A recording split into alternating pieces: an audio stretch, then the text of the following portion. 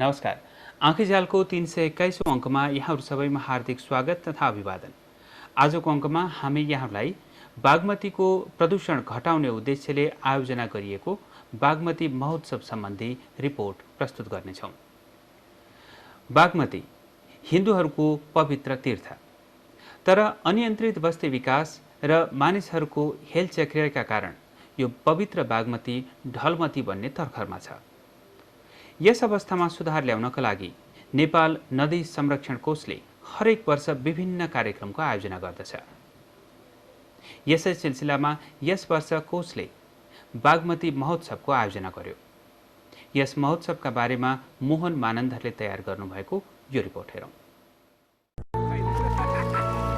बागमती फोहोर छ, यो सबैले जानेको कुरा, तर नजानेको कुरा चाहिँ हामीले बागमतीलाई सफा गर्नुपर्छ भन्ने हो। भदौको पहिलो हप्ता बागमतीलाई सफा गरिनुपर्छ भनेर जाने बुझेकाहरूले सुन्दरी जलबाट शङ्खमूलसम्म एउटा कार्यक्रम आयोजना गरे बागमती नदी महोत्सवको नाममा। हरेक वर्ष आयोजना गरिने यो महोत्सवको पहिलो चरणको कार्यक्रममा कायाक अर्थात् एकजना मात्र चढ्न मिल्ने सानो डुङ्गामा यात्रा गर्नेहरूबीच सुन्दरी जलको नयाँ पाटी गाउँ विकास समितिको यो ठाउँदेखि गुहेश्वरीसम्म कायाक दौड गरिनेछ। त्यसपछि पशुपति आर्यघाट हुँदै तिलगङ्गासम्म पुग्नेछन् यिनीहरू। दोस्रो चरणमा तिलगङ्गादेखि बागमतीको दुर्दशामा चासो लिने मानिसहरूलाई राफ्टिङ गराएर बागमतीको अवस्था देखाउँदै शङ्खमूलसम्म पुर्याउने कार्यक्रम छ। नियमित जलयात्रुहरू भएर होला उनीहरूले नयाँ पाटी गाउँ विकास समितिको बस स्ट्यान्डमा ओर्लेर आफ्नो कायाक ठिक्क पारे। एकजना विदेशी सहित 26 जना जलयात्रुहरू कायाक बोकेर बागमतीको किनारतिर ओर्लिए।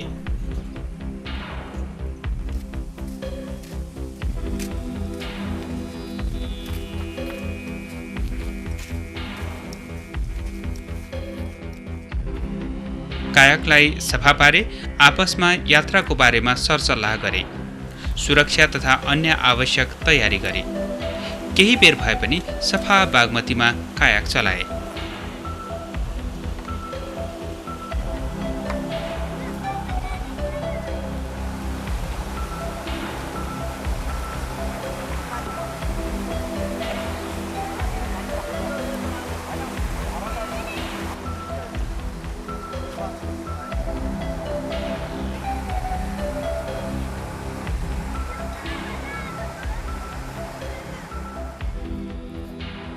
पहिलो चरणको कार्यक्रम सुरु गर्नु अघि फोहोर बागमतीप्रति उनीहरूले मौन धारण गरे अनि यो पवित्र नदीलाई सफा पार्न हातेमालो गरे। त्यसपछि यो अभियानमा सहभागी हुन आह्वान पनि गरे।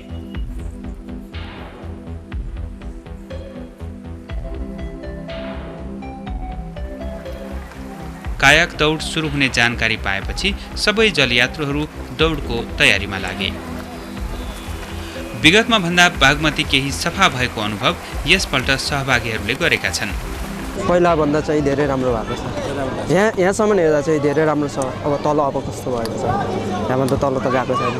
अहिलेसम्म यहाँसम्म चाहिँ राम्रो भएको छ, पहिलाको भन्दा धेरै सफा भएको छ। भनौँ यसमा चाहिँ अब अरूको खोला भने नि अब गाउँहरू सहरहरूभन्दा धेरै फरक टाढा छ होइन। त्यसै कारणले पनि त्यहाँ चाहिँ त्यति फोहोर हुँदैन होला सायद। यहाँ चाहिँ मान्छेहरू पनि अब मान्छेहरूको धेरै छ, त्यसै कारणले फोहोर पनि बढ्नु स्वाभाविक कुरा नै हो।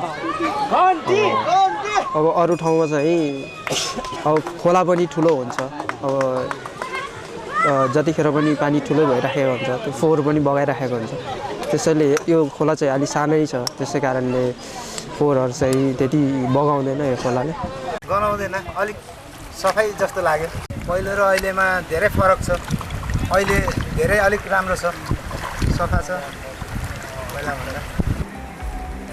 झन्डै 27 वर्ष अघि अर्थात् विक्रम सम्वत 2033 सालदेखि यस्तै बर्खायाममा पानी बढेको बेला बागमतीको थापाथलीदेखि चोभारसम्म राफ्टिङ गरिन्थ्यो। तर त्यसको 6-7 वर्षपछिदेखि नै बागमतीमा प्रदूषण बढ्न थालेपछि राफ्टिङ गर्न छोडियो।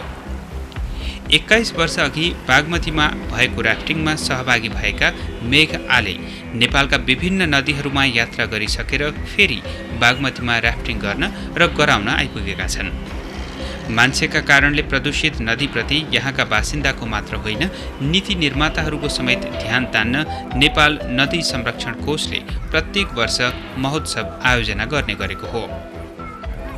अब हामीले ठेका त ल्याएन नि, हामी चाहिँ वातावरणविद वास्तवमा होइनौँ पनि होइन, हामी चाहिँ खोलाको मान्छे हौँ होइन। राफ्टिङ गर्ने, व्यवसाय गर्ने, खोला हेर्ने, तर खोलामा बिताएको चाहिँ 20 वर्ष भयो। हाम्रो उद्देश्य चाहिँ के हो भनेदेखि नेपाल रिभर कन्जर्भेसन ट्रस्टको उत्पत्ति नै रिभर इन्डस्ट्रीबाट होइन, रिभर गाइडहरूको चाहिँ एउटा जमघट हो होइन, जसले चाहिँ अब विभिन्न नदीनालाहरूमा राफ्टिङ गरेका छन्। तर दुःखको कुरा के भनेदेखि दैलाको खोला नै यति फोहोर छ कि होइन, ती रिभर गाइड भाइहरू चाहिँ हेर्नुभयो नि कति उत्साहित छन्, कति जाँगर चलाछन् कि यहाँ आएर चाहिँ राफ्टिङ गर्नुपर्छ, कायाकिङ गर्नुपर्छ भन्ने छैन। किनभने विभिन्न खोलाहरू छन् होइन, एकदमै राम्रो खोलाहरू छन् होइन। तर उहाँहरूको मनमा के लाग्छ, हाम्रो मनमा के लाग्छ भनेदेखि होइन, यो दैलोको खोलालाई पनि हामीले के गर्नुपर्छ, जनचेतना जगाउनुपर्छ।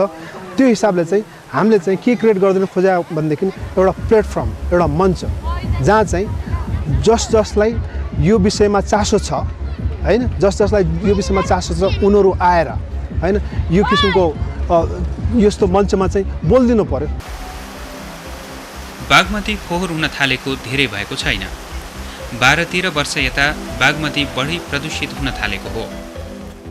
नयाँपाटी गाउँ विकास समितिको बागमती किनारमा पनि अहिले पक्की घरहरू बनेका छन्। तर यी घरहरूबाट सहरका घरहरूले जसरी ढल सोझै बागमतीमा मिसाइएको छैन।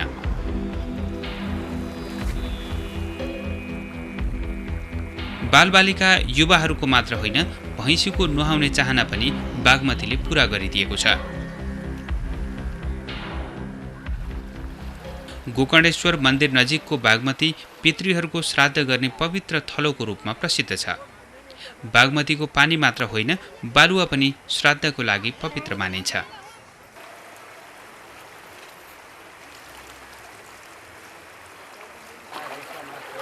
मानिसहरू नदी किनारको मन्दिरमा पूजाको लागि निर्धक्कसँग खोलाको पानी लिने गर्छन्। तर यसरी पवित्र गङ्गाजी मानेर बागमतीलाई पुज्नेहरूबाटै बागमती प्रदूषित भएको छ।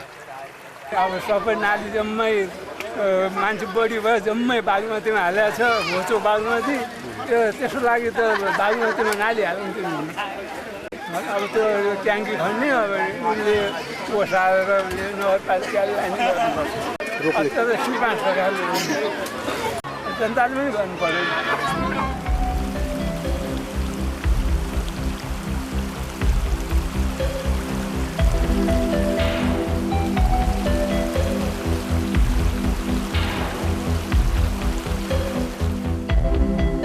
गोकर्णेश्वर मन्दिर तल बनेको बाँध पार गर्न जलयात्रुहरूले कायाक बोकेरै दौड लगाए।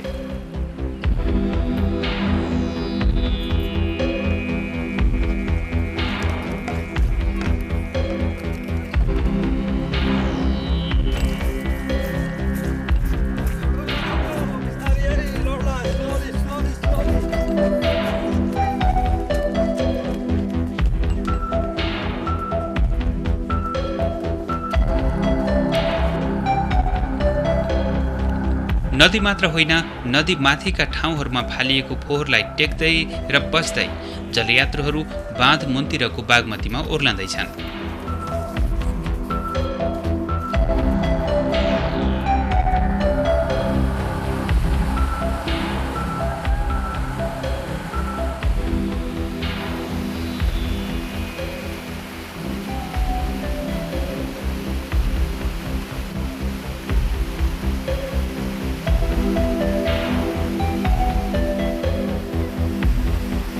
कायाक दौडमा सहभागी जलयात्रुहरूले देशका ठुल्ठुला नदीहरूमा जोखिमपूर्ण यात्रा गरिसकेका छन्। तर यस्तो प्रदूषित नदीमा गरिएको यात्राले उनीहरूमा अनुभव थपिएको छ।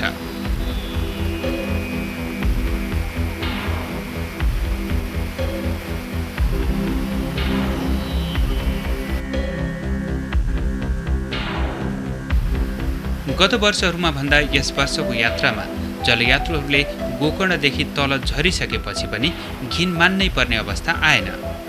झन्डै 40 करोड रुपियाँ खर्च गरी गोकर्ण मुनिदेखि गुहेश्वरीसम्म मिसाइने गरेको ढल प्रशोधन गरी बागमतीको पानी सफा गर्न थालिएपछि यसो भएको हो।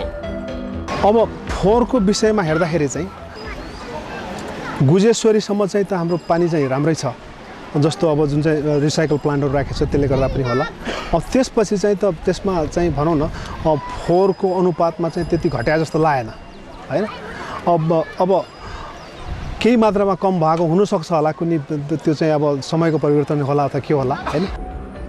बागमतीमा बढेको प्रदूषणले मान्छेलाई मात्र होइन नदीका जीवजन्तुलाई पनि त्यत्तिकै प्रभाव पारेको छ। बागमतीको माथिल्लो भागमा अहिले माछा, भ्यागुता, गङ्गटा कमै पाइन थालेका छन्। तल्लो भेगमा त पाइँदैनन्। बागमतीमा जलचर नभएपछि तिनलाई खान आउने बकुला लगायतका चराचुरुङ्गी पनि देखिन छाडेका छन्। हाम्रो तल पावरसम्म त यो हिउँदमा त जम्मै दुर्गन्धले बस्नै नहुने हुन्छ बागमतीसम्म। यहाँमा न बढी फोहोर हुन्छ, जति तल गयो उति बढी फोहोर। के गर्ने अब परिस्थितिले गरे भन्नु के भन्नु, अघि सफा हुन्थ्यो। अब माछा खेला देखिन्थ्यो अघि जेठमा गोठाला गइन्थ्यो। हजुर अरे बागमतीमा त्यो पोखटे माछा भन्थे है, सेतामै देखिने। नेपालका अन्य ठूला नदीहरूमा जलयात्रा गरिसकेका यी युवाहरू प्रदूषित बागमतीमा एउटा उद्देश्य लिएर जलयात्रा गर्दैछन्। बागमतीमा वर्षौं अघि जस्तै राफ्टिङ गर्ने र जलयात्रालाई बढावा दिने। तर उनीहरूको व्यावसायिक दृष्टिकोणसँगै जोडिएको छ हिन्दूहरूकै लागि पवित्र बागमती नदीको स्वच्छता र राजधानीको वातावरणीय सन्तुलन। हामीले पनि यो खोलामा यस्तो, यो खोला नेपालमा यस्तो, यो काठमाडौँमा यस्तो खोला छ, यसमा राफ्टिङ गर्न मिल्छ भनेर हामीले पनि प्रचार गर्न सक्नु पर्यो। प्रचार गरेपछि हामी यसो राफ्टिङ पनि हुनसक्छ। बागमतीको प्रदूषण रोक्न भनेर थुप्रै सरकारी तथा गैर सरकारी संस्थाहरूले काम गरिरहेका छन्। थुप्रै लगानीहरू भएका छन्, अनुसन्धान गरिएको छ, योजनाहरू बनाइएका छन्। तर बागमतीको समस्या भने ज्यूका त्यौं छन्। नीति निर्माताहरूले नीति मात्रै बनाउने काम गरे, कार्यान्वयनतिर ध्यानै दिएनन्। उता वर्षै पछि हुने यस्ता महोत्सवबाट अलिअलि चेतना जागेकाबाट समेत काम भएन। मान्छेको मस्तिष्कमा हामीले चाहिँ धेरै चेन्जेस पाए जस्तो लाग्छ हैन। तर जुन चाहिँ पोलिसी मेकर्सहरूले जुन चाहिँ गर्नुपर्ने कामहरू अहिलेसम्म गरेका छैनन् हैन। जस्तो आज चाहिँ हेर्नुभयो तपाईँको चाहिँ सुन्दरी जलदेखि कति उत्साहजनक तरिकाले चाहिँ त्यहाँका बासिन्दाहरूले चाहिँ आए, हेरे, थपडी बजाए हैन, भाइ बहिनीहरूले स्कुलका। त्यस्तै तपाईँको गोकर्णमा पनि अब त्यहाँ पूजा लगाउँदै थिए। यो नदी बागमती नदीकै विषयमा चाहिँ एउटा प्रवचन सुनाइदै थियो हैन। त्यस्तै तपाईँको चाहिँ तिलगङ्गामा चाहिँ अब त्यहाँका स्कुलका, त्यहाँ छरछिमेका स्कुलकादेखि लिएर हरेक विभिन्न स्कुलका भाइ बहिनीहरू चाहिँ आएर चाहिँ उत्साहजनक तरिकाले जुन चाहिँ पार्टिसिपेसन गरे हैन। जुन चाहिँ बागमती जोगाऊ भन्ने नाराका साथ चाहिँ दियो पनि बाल्यो, यो पवित्र नदीको चाहिँ संरक्षण हुनुपर्छ भनेर जुन चाहिँ बत्ती पनि बालेर चाहिँ बगाए हैन। त्यो चाहिँ धेरै उत्साहवर्धक थियो। अनि त्यो नै हामीलाई चाहिँ एउटा उपलब्धिको रूपमा लिनुपर्छ, एउटा स्टेप 1 को रूपमा हैन। यो बागमतीको विषयमा, काठमाडौँको विषयमा धेरै नीति नियमहरू रिसर्चहरू भएको छ, नीति नियमहरू चाहिँ बनिया छन्। तर त्यसलाई चाहिँ कार्यान्वयन मात्रै भएको छैन नि। त्यसैलाई मात्रै जस्तो वातावरणविदको तर्फदेखि होस् कि अब तपाईँको नन गभर्मेन्ट अर्गनाइजेसनको तर्फबाट होस् कि हरेक कुराहरूको चाहिँ रिसर्चहरू भइसकेको छ र त्यसको प्लानिङहरू पनि छन्। तर त्यसलाई चाहिँ इनिसिएट नभएको मात्रै हो। जुन चाहिँ अब नयाँ कुराहरू चाहिँ गर्नुपर्ने अथवा नयाँ कुराहरू ल्याउनुपर्ने त यहाँ वास्तवमा छँदै छैन हैन। तर नयाँ कुरा के भनेदेखि अब बागमती नदी महोत्सवलाई कसरी चाहिँ हामीले चाहिँ अगाडि बढाउने र यसलाई चाहिँ कसरी चाहिँ जनचेतनाको हिसाबमा एउटा प्रेसर ग्रुपको हिसाबमा चाहिँ अगाडि बढाउने, त्यही हो कि पोलिसी मेकरलाई त्यो किसिमको प्रेसर चाहिँ त्यही प्रेसर ग्रुप चाहियो। अरू योजना होइन कि प्रेसर ग्रुप चाहियो। योजनाहरू चाहिँ छन्, सबै कुराहरू छन्, तर त्यसको कार्यान्वयन भएको छैनन्, खाकामा छन् सबै। गुहेश्वरीसम्मको दौडको लागि जलयात्रुहरू एक अर्कालाई उछिन्ने क्रममा छन्।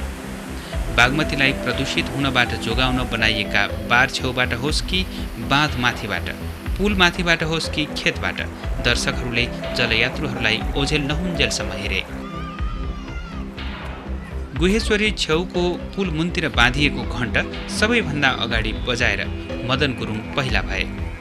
त्यसै गरी दिलीप राई र माइला लामा पहिलो चरण अन्तर्गतको कायाक दौडका दोस्रा र तेस्रा भए। अन्य सहभागीहरू पनि घण्ट बजाउँदै केही बेर गुहेश्वरीमा सुस्ताए।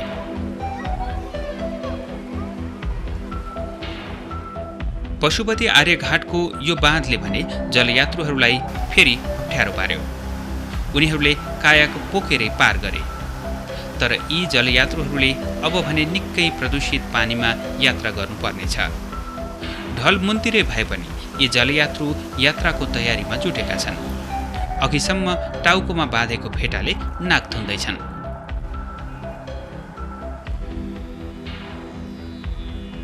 पशुपति आर्यघाट तलको अवस्था भने विकराल छ। ड्याम नजिकको यो फ्याक्ट्रीबाट अहिले पनि फोहोरहरू सोझै बागमतीमा फ्यालिन्छन्। अर्कोतिरबाट आएको ढलको रङ्गीन पानी बर्खाको बागमतीको पानीभन्दा फरक छ। यसरी मिसाइने ढल तथा अप्रशोधित फोहोरहरूकै कारण बागमती प्रदूषित भएको हो। भनौँ न जस्तो नयाँ घरहरू बनाउँदाखेरि चाहिँ अब रेगुलेसन के हुनु पऱ्यो भने एउटा सेफ्टी ट्याङ्क हुनै पर्ने होइन। त्यस्तै अब जस्तो जुन चाहिँ ढलहरू छन् नि त्यसलाई चाहिँ कसरी चाहिँ म्यानेज गर्ने, खोलामा नफालिकन त्यसलाई चाहिँ अब सानो किसिमको स्मल स्केलको रिसाइकल प्लान्ट्सहरू हुन्छ कि होइन। अब त्यस्तै किसिमले चाहिँ अब जस्तो डम्पिङ साइटको चाहिँ सुव्यवस्थित गर्ने होइन। त्यस्तै पोलिसी मेकरले अब त्यो सबै बनाइसकेपछि जब फेरि पनि भनौँ न सिभिल सोसाइटीले सुन्दैनन् भने होइन, त्यहाँका जनताले सुन्दैनन् भने त्यसलाई रोकथामको लागि त्यो किसिमको नीति नियमहरू तयार गर्ने, त्यसलाई चाहिँ कसरी रोकथाम गर्ने त्यस किसिमको नीति नियमहरू बनाउनु पर्यो। त्यो हिसाबले चाहिँ भनौँ न यो सिम्पल कुराहरू छन्। महोत्सवको दोस्रो चरणको यात्रामा भने आयोजकले बागमतीको दुर्दशाप्रति चासो राख्नेहरूलाई राफ्टमा बसाएर तिलगङ्गादेखि शङ्खमूलसम्मको बागमती किनारको स्वरूप देखाउँदै लैजाने तयारी गरेका छन्। आयोजकले सहभागीहरूका लागि 9वटा राफ्ट जुटाएका छन्। यात्रामा बागमतीलाई सफा पार्ने एक्लो अभियानमा लाग्नुभएका भगवान दास मानन्धरदेखि कलाकार गोपाल राज मैनाली लगायत पत्रकार, वातावरणविद, विद्यार्थी, कलाकार र विदेशीहरूलाई समेत पनि सहभागी गराइएको छ।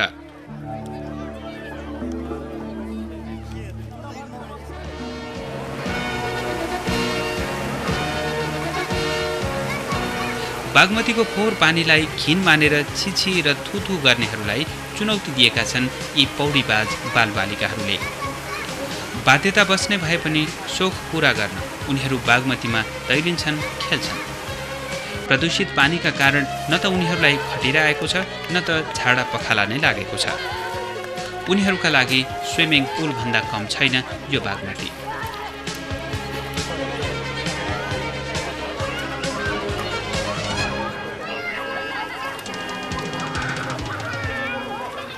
सधैँभरि फोहोर पानीमा पौडिने यी बालबालिकाहरूले पनि एकछिन कायाकमा तैरिने अवसर पाए।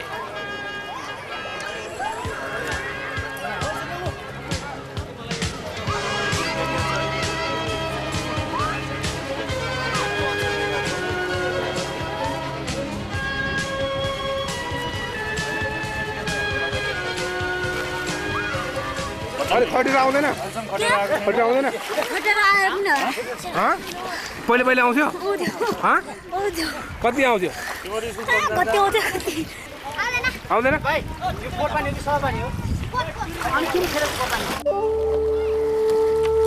जति तल गयो उति प्रदूषणको मात्रा पनि बढ्दै गएको छ। डङ्गुरका डङ्गुर फोहोरले नदीको बहाव क्षेत्र नै साँघुरो बनाएको छ। तिलगङ्गाबाट ओह्रालो लागेपछि नदीको कतै एकातिर कतै दुवैतिर सुकुम्बासी बस्ती छन्। उनीहरू नदी तटमै बस्छन्, नदीमै दिसा पिसाब गर्छन् अनि नदीकै बालुवा बेचेर जीवन धान्छन्। बागमतीले बगाउला भन्ने पीर भन्दा पनि रोजगारी नपाइएला भन्ने पीरले उनीहरूलाई सताउँछ। रोजगारीका लागि उनीहरू जोखिमपूर्ण जीवन जिउन बाध्य छन्। उनीहरूको जीवन र त्यसबाट नदीमा परेको प्रभाव हेर्दै सहभागीहरू अगाडि बढे।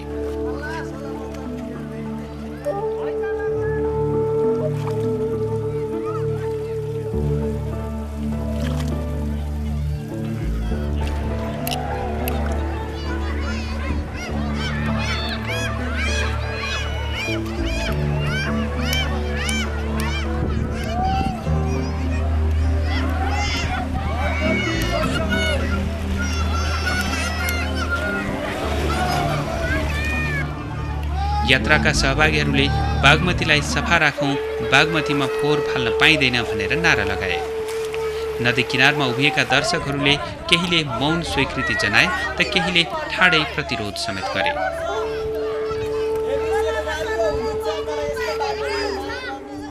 कहाँ फालुन् त उनीहरूले आफ्नो ढल? नारा लगाउनेहरूसँग ठोस जवाफ पनि त थिएन। फोहोर व्यवस्थापनलाई कराउने कि अब भनौँ न, अब जुन चाहिँ पोलिसी मेकर्सहरूले अब ढल चाहिँ त्यहाँ नराखिदिने भए हैन, त्यो अवश्य पनि केही न केही उस हुन्थ्यो होला। वेस्ट म्यानेजमेन्ट जुन चाहिँ डिपार्टमेन्टले चाहिँ अब वेस्ट कहाँ राख्ने भनेर चाहिँ देखाइदिएको भए त्यो चाहिँ अवश्य नै त्यसमा केही न केही परिवर्तन हुन्थ्यो होला। त्यस्तो खासै चेन्ज चाहिँ भयो जस्तो लागेन मलाई।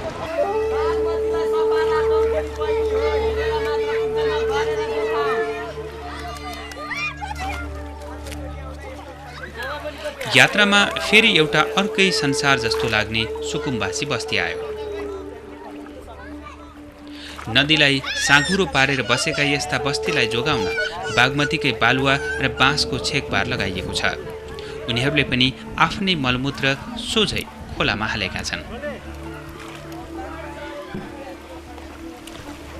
बागमती मिच्ने काम यी झुप्राहरूले मात्र होइन, सहरका ठूला घरहरूले उत्तिकै मात्रामा गरेका छन्।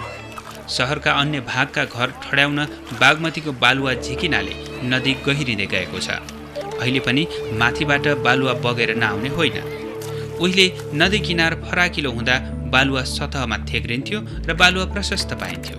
तर अहिले नदी गहिरिएर साँघुरो खोज भएकाले बालुवा नदीको वेगसँगै बगेर गएको छ। कति माथि सरको यो खेत के गर्ने? हामीले गरेको होइन, भगवानले गरेको। भगवानले हामी आफै गरेको त गर्नेको हुन्छ। बालुवा झिक्ने गरेको हो, हुन्छ। रात दिन झिक्छ, अब के गर्ने? जिल्ला विकास समिति र जिल्ला प्रशासन कार्यालयले बागमतीबाट बालुवा झिक्न प्रतिबन्ध लगाए पनि यो क्रम रोकिएको छैन। रोजगारीको स्रोत बनेको छ बालुवा झिक्ने पेसा। बालुवा झिकेकै कारण बागमतीमा बनाइएका पुलहरूको भविष्य समेत सङ्कटमा परेको छ। मेरुदण्ड देखाएर ठडिएका यी पुलहरू कुन बेला भासिने हुन् ठेगान छैन। दुर्घटना नभएसम्म मर्मत त के हेर्न पनि नजाने नेपाली प्रशासनको मानसिकताको प्रतीक बनेका छन् यी पुलहरू।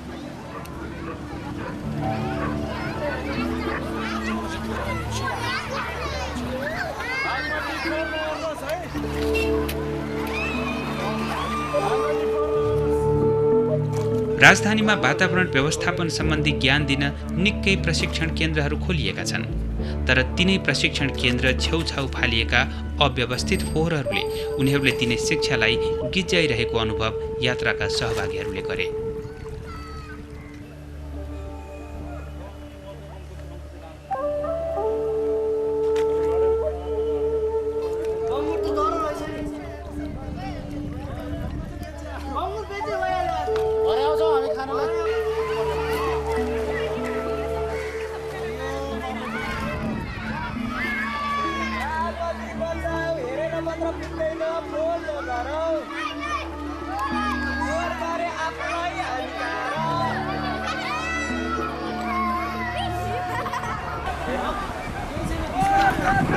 बागमती किनार छाडा छोडिएका र पाल्तु जनावरहरूको पनि क्रीडास्थल भएको छ। राजधानीमा मासुका लागि खपत हुने राँगा भैँसी विष्णुमतीमा मात्र होइन, बागमती किनारमा पनि प्रशस्त छन्।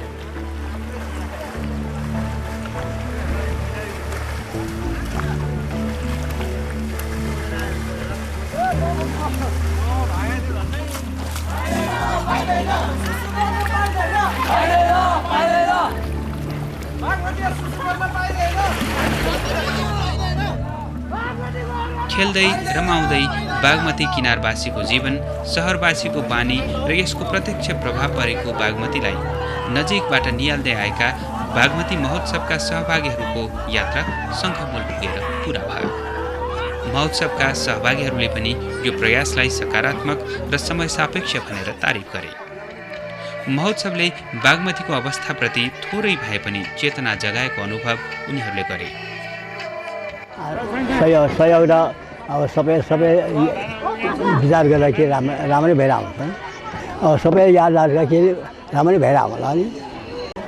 गर्नु के गर्नु, अब बागमती हो, सफा गरेर अब सकेसम्म सफा गर्नु त्यतिलाई भन्नु पहिले भनेर राम्रै भइरहेको छ हाम्रो बागमती बिग्रेको चाहिँ खास बिग्रेको अत्यन्तै बिग्रेको चाहिँ 12-13 वर्ष भयो 12-13 वर्ष भएको यो रोग बागमतीको रोग 2-4 दिनमा 2-4 वर्षमा 2-4 जना मान्छे गरेर चाहिँ हुँदैन त्यस कारणले हामीहरूको सङ्गठन चाहिँ राम्रो हुनुपर्छ र ठुलो कुरा योजना चाहिँ ठुलो बनाउनु चाहिँ हुँदैन ठुलो योजना बनाउँदाखेरि पैसा पनि धेरै लाग्छ व्यवस्था मिलाउन गाह्रो हुन्छ हुनसक्छ 13 वर्षमा भएको जुन चाहिँ विनाश हो 13 वर्षमा त फेरि अरू 13 वर्ष त भन्न सक्दिनँ अरू 20 वर्ष जतिमा निकै कम हुन्छ होला बागमती सफा राख्ने हो भने अचुक उपाय एउटा छ त्यो के हो भने जसले खसाल्छन् बागमतीमा आफ्नो ढल जसले खसाल्छन् बागमतीमा आफ्नो मल बागमती सफा राख्ने हो भने अचुक उपाय एउटा छ त्यो के हो भने जसले खसाल्छन् बागमतीमा आफ्नो ढल जसले खसाल्छन् बागमतीमा आफ्नो मल खुवाइदिनु पर्छ तिनीहरूलाई दिनको 1 लिटर बागमतीको जल कवि लक्ष्मण गामनागेल बागमती सफा पार्ने एक सूत्रीय कविता पाठ गर्दा दर्शक दीर्घबाट परर र ताली बज्यो तर उनीहरूले दैनिक 1 लिटर बागमतीको जल आफैले पिउनुपर्छ भन्ने सोच्दै सोचेनन् जहिले पनि भविष्यप्रति किञ्चित विचार नगर्ने बानीकै कारण बागमतीको यो दुर्गति भएको हो भन्ने पनि उनीहरूले बुझेनन्